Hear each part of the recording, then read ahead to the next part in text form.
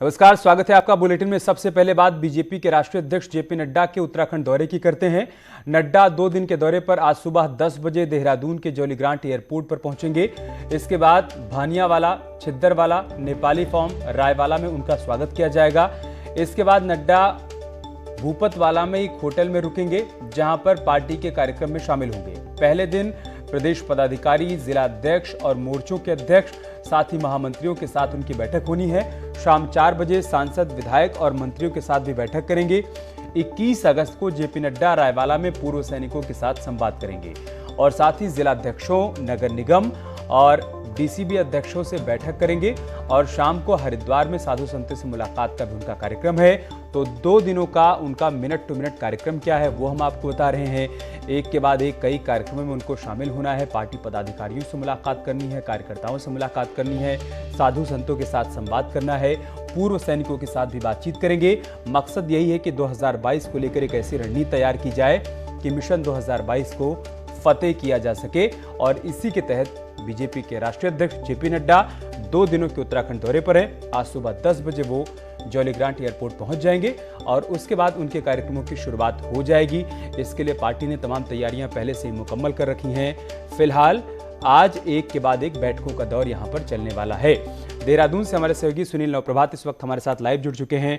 सुनील, क्या है पूरे कार्यक्रम वो बताइए विस्तार से, और साथ ही साथ पार्टी की तरफ से क्या तैयारियां की गई हैं राष्ट्रीय अध्यक्ष के स्वागत को लेकर और बैठकों को लेकर।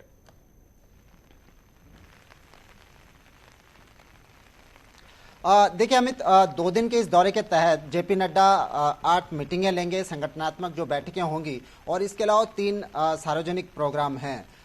बैठकों में आप ये लगा सकते हैं कि बूथ का लेवल से लेकर और प्रदेश अध्यक्ष तक की ये तमाम मीटिंगें होंगी, जिसमें आज जब नड्डा 10 बजे जौलीग्रांट एयरपोर्ट पर पहुंचेंगे, उसके बाद करीब 35 किलोमीटर का रास्ता तय करके वो हरिद्वार में पहुंचेंगे, जहां पर एक होटल में एक कार्यक्रम रखा गया है।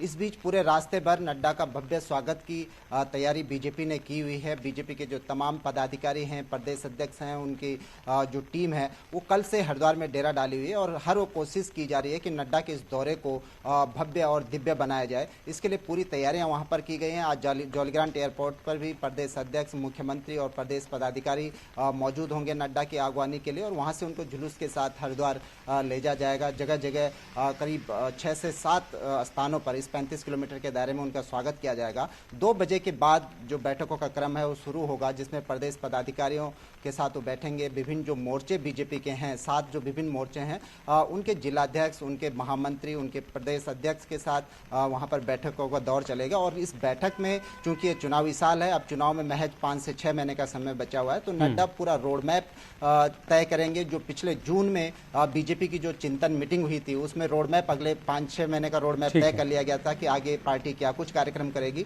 नड्डा उसकी भी समीक्षा करेंगे कि अभी तक क्या कुछ प्रगति इसमें हुई, और कुल मिलाकर नड्डा बूस्टअप करेंगे कार्यकर्ताओं को अगले चुनाव के लिए। जी, बहुत शुक्रिया सुनील आपका हमारे साथ जुड़ने के लिए, विस्तार से तमाम जानकारी हम तक पहुंचाने के लिए। रायवाला में इनकी बैठकें होंगी, कुल मिलाकर के 8 बैठकें होंगी, जिसमें प्रदेश के पदाधिकारी, सांसदगण, विधायकगण, मंत्रीगण और भारतीय जनता पार्टी के चुने हुए प्रतिनिधिगण, इसके साथ साथ टोली बैठक, कोर बैठक, ये सब बैठकें होंगी। और संतों से भी उनका संवाद होगा, उनका आशीर्वचन वो लेंगे। उधर खटीमा में बीजेपी महिला मोर्चा ने रक्षाबंधन कार्यक्रम का आयोजन किया, जिसमें सीएम पुष्कर धामी भी शामिल हुए। वहीं कार्यक्रम में सीएम को राखी बांधने के लिए महिलाओं का हुजूम देखने को मिला। इस मौके पर खुद सीएम धामी भी गदगद नजर आए। सीएम ने कहा कि वो इन बहनों की रक्षा के बंधन को भी निभाएंगे। वहीं महिलाओं ने भी सीएम की तारीफ की।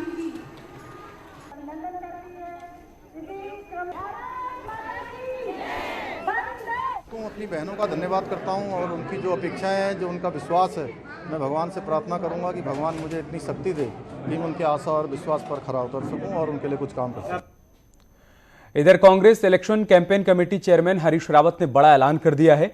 हरीश रावत ने कांग्रेस के सत्ता में आने पर हर महीने गैस सिलेंडर पर 200 रुपए की सब्सिडी देने का ऐलान कर दिया है। साथ ही हरीश रावत ने कहा है कि उनकी पार्टी हर महीने 200 यूनिट फ्री बिजली भी देगी। हमारे पास इसकी योजना भी है। हरीश रावत ने आप पर सवाल उठाते हुए पूछा कि वो बताएं कि कैसे 300 यूनिट फ्री बिजली देंगे और फिर मैं बताऊंगा कि कैसे हम 200 यूनिट बिजली फ्री देंगे। हरीश रावत ने कहा कि हमारे पास योजना है और अन्य लोगों के पास सिर्फ और सिर्फ घोषणाएं हैं। सोमवार से शुरू हो रहा विधानसभा का मानसून सत्र वर्तमान बीजेपी सरकार का आखिरी सत्र होगा। ऐसे में कांग्रेस सरकार को घेरने की कोई कसर नहीं छोड़ना चाहती है। साथ ही गैरसैंण का मुद्दा भी उठाया जाएगा, उसे भी सरकार को याद दिलाया जाएगा।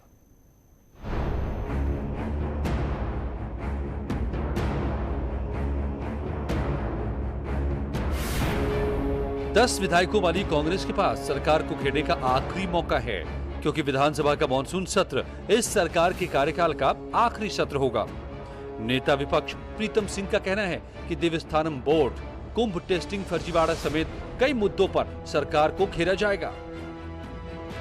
4 दिन का सत्र है, लेकिन विषय बहुत है और 4 दिन के सत्र में तमाम विषयों को समायोजित कर पाना बड़ा मुश्किल है। लेकिन कोशिश होगी, प्रयास होगा कि हम ज़्यादा समय जो है हर विषय को उठाने का प्रयास करें। हमारी संख्या सीमित है और सीमित संख्या में सीमित जो है हमको नियमों के अंतर्गत चीज़ें उठाने का अधिकार रहता है, लेकिन सरकार को घेरने का काम करेंगे, कोई कोर कसर हम नहीं रखेंगे। सरकार इसी सत्र में अनुपूरक बजट लाने की भी तैयारी कर रही है, जिससे चुनाव से पहले सत्र की जरूरत न पड़े। लेकिन कांग्रेस इस मुद्दे पर भी सरकार को घेरना चाहती है। पूर्व सीएम हरीश रावत का कहना है कि एक सत्र गैरसैंण में भी होना चाहिए, वरना सरकार आने पर पहला सत्र कांग्रेस करेगी।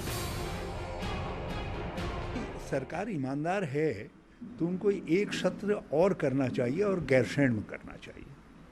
हमको एक संदेश देना चाहिए कि हम ठिठुरन में भी गैरसैंण जा रह सकते हैं यदि ईमानदार है, और यदि ये नहीं करेंगे तो हम शीतकाल में पहले साल ही में गैरसैंण में सत्र करके ये दिखाएंगे कि उत्तराखंड की हड्डियाँ इसी ठंड से बनी हुई हैं और उस ठंड का हम सामना कर सकते हैं। उत्तराखंड में हर 5 साल में सत्ता बदलने का इतिहास रहा है। ऐसे में सत्ता वापसी की उम्मीद लगाए कांग्रेस इस बार सदन से सड़क तक सरकार को घेरने का कोई मौका नहीं चूकना चाहती। दीपांकर भट्ट, न्यूज़ 18, देहरादून। उत्तराखंड कांग्रेस में नए अध्यक्ष के बनने के बाद भी कोऑर्डिनेशन नहीं हो पा रहा है और बड़े नेता एक साथ एक मंच पर आने को तैयार नहीं हैं। आज पूर्व पीएम राजीव गांधी के जन्मदिवस के मौके पर युवा कांग्रेस का प्रोग्राम आयोजित होना है। पहले इस मौके पर सूचना जारी हुई कि प्रदेश अध्यक्ष गणेश गोदियाल, प्रभारी देवेंद्र यादव, पूर्व सीएम हरीश रावत और नेता विपक्ष प्रीतम सिंह एक साथ मीडिया से बातचीत करेंगे। लेकिन 3 घंटे बाद कहा गया कि देवेंद्र यादव के न आने से युवा कांग्रेस का प्रोग्राम टाल दिया गया है और अब मीडिया को सिर्फ प्रदेश अध्यक्ष गणेश गोदियाल ही संबोधित करेंगे। यानी हरीश रावत, प्रीतम और गोदियाल एक साथ नहीं दिखेंगे। कुल मिलाकर कांग्रेस के नए प्रदेश अध्यक्ष पार्टी में सब कुछ ठीक होने के दावे भले कर रहे हों, लेकिन सब कुछ ठीक नजर नहीं आ रहा है।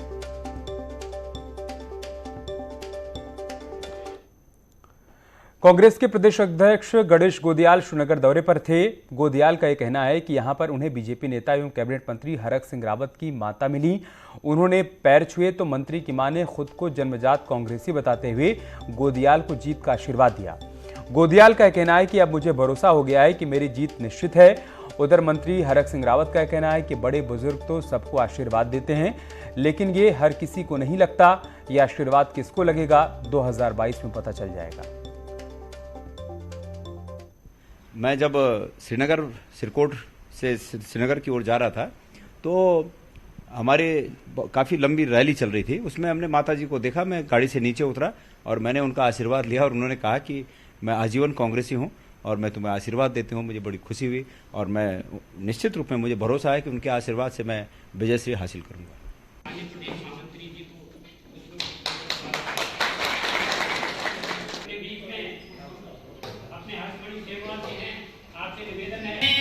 और जिनका जो हम लोगों को जिम्मेदारी दे रही है।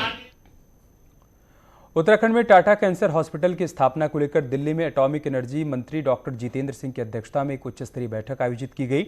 जिसमें बीजेपी के राज्यसभा सांसद अनिल बलूनी भी शामिल हुए। इस बैठक में टाटा कैंसर इंस्टीट्यूट के डायरेक्टर डॉक्टर राजेंद्र अच्युत बड़वे और deputy director doctor Pankaj Chaturvedi, Uttarakhand के प्रमुख सचिव स्वास्थ्य अमित नेगी, डीजी चिकित्सा शिक्षा सी रविशंकर और उत्तराखंड कैंसर हॉस्पिटल के डॉक्टर पांडे भी मौजूद थे। आपको बता दें कि बीजेपी सांसद अनिल बलूनी की पहल पर उत्तराखंड में टाटा इंस्टीट्यूट कैंसर अस्पताल बनाने की तैयारी में है और इसी अस्पताल को लेकर ये बैठक बुलाई गई। आम आदमी पार्टी ने उत्तराखंड में कर्नल अजय कोठियाल को पार्टी का मुख्यमंत्री पद का चेहरा घोषित किया है। अब इसके बाद कर्नल कोठियाल मीडिया के सामने आए। कोठियाल ने कहा कि उन्हें सीएम चेहरा घोषित करने के बाद बीजेपी और कांग्रेस दोनों ही पार्टियां परेशान हैं और साथ ही उत्तराखंड को आध्यात्मिक राजधानी बनाने की घोषणा भी इन पार्टियों को रास्त नहीं आ रही है। तो जब से अरविंद केजरीवाल यहाँ पे आए परसों और उन्होंने हमको मुख्यमंत्री का चेहरा आम आदमी पार्टी का घोषित करा, साथ में उन्होंने बोला कि उत्तराखंड को हिंदुओं की आध्यात्मिक राजधानी बनाएंगे, तब से ना बीजेपी और कांग्रेस दोनों को पता नहीं क्या तकलीफ होनी शुरू हो गई है। मतलब एक इतना अच्छा उन्होंने एक एस्पेक्ट कन्वे करा है। इधर बीजेपी के महासचिव और उत्तराखंड के प्रभारी दुष्यंत गौतम ने विदेश राज्य मंत्री मीनाक्षी लेखी से मुलाकात की। मुलाकात में अफगानिस्तान में फंसे उत्तराखंड के लोगों का मुद्दा उठाया। मीनाक्षी लेखी ने कहा कि सरकार लगातार अफगानिस्तान में रह रहे भारतीय लोगों के संपर्क में है। सरकार सभी को वापस लाने के लिए लगातार प्रयासरत भी है। वहीं मुलाकात के बाद दुष्यंत गौतम ने कहा कि उत्तराखंड के कुछ परिवारों से संपर्क साधा गया है, बाकी और लोगों से भी संपर्क साधने की कोशिश की जा रही है। जो अफगानिस्तान में फंसे हैं सबको वापस लाया जाएगा। आगे की कार्रवाई तो यही है कि अभी डेलीगेशन के माध्यम से उन लोगों का पता चला है कि जो वहाँ फंसे हुए और इनकी जो वेलफेयर है, इनकी जो सुरक्षा है, उसके बारे में सरकार कंसर्न है और जो भी बन पाएगा प्रयासरत रहेंगे। मुख्यमंत्री जी आइडेंटिफाई किए, मालूम पड़ा है जो लोग आए हैं, मुझे लगता है सोच के आसपास के लोग हैं, उनको पूरे के पूरे जो भी होगा उनको लाने का प्रयास करेंगे। और अब खबर देहरादून से, जहां पर 550 किलो मिलावटी मावे के साथ 3 लोगों को गिरफ्तार किया गया। त्योहार से ठीक पहले ये बड़ी कार्रवाई की गई है। चेकिंग के दौरान पटेल नगर में पुलिस ने मावा जब्त किया और आरोपियों को गिरफ्तार भी कर लिया। आरोपी मुजफ्फरनगर से मिलावटी मावा लेकर देहरादून पहुंचे थे और कई जगहों पर इसे सप्लाई करना था। फूड सेफ्टी टीम ने मावे की चेकिंग की और शुरुआती जांच में मावा मानकों के मुताबिक नहीं था, जिसके बाद आगे की जांच के लिए सैंपल को रुद्रपुर लैब भेज दिया गया है। त्योहारों से पहले नकली और मिलावटी मावे का कारोबार कई गुना बढ़ जाता है और उसी पर पुलिस का ये एक्शन हुआ है। रामनगर में वन विभाग ने एक बहुत ही दिलचस्प मामला पकड़ा है। यहां के मोहान चौकी में वन विभाग ने अल्मोड़ा जिले से आ रहे एक तेल के टैंकर को रोक दिया और उसकी चेकिंग की तो हैरान कर देने वाला मामला सामने आया। इस टैंकर में 400 से अधिक लीसे के कंटेनर बरामद किए गए, जो लीसे से लबालब भरे हुए थे। विभाग ने टैंकर को कब्जे में लेकर सीज कर दिया है, जबकि आरोपी ड्राइवर को हिरासत में लेकर पूछताछ की जा रही है। बताया जा रहा है कि लीसा रुद्रपुर ले जाया जा रहा था।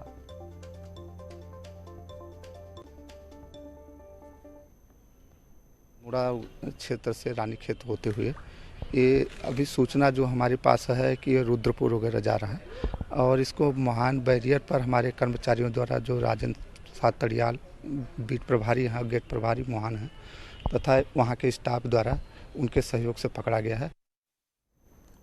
आगे बढ़ते और बात करते हैं और बड़ी खबर की। बड़ी खबर यह है कि उधम सिंह नगर के टांडा के जंगल में रेलवे ट्रैक पर बुधवार को एक हथनी और उसका बच्चा कट गया, जिससे दोनों की मौत हो गई थी, जिस पर वन विभाग ने रेल के लोको पायलट और सह पायलट के खिलाफ मामला दर्ज किया है।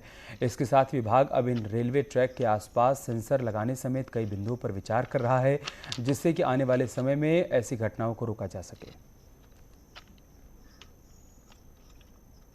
एक हथनी और उसका बच्चा जो 6 महीने से कम की उम्र का था, उसकी डेथ हो गई है ट्रेन से टक्कर के बाद। फिलहाल उस प्रकरण में मुकदमा दर्ज कर दिया गया है। और चलिए इसके साथ इस बुलेटिन में इतना ही। खबर जारी है, आप बने रहे हमारे साथ।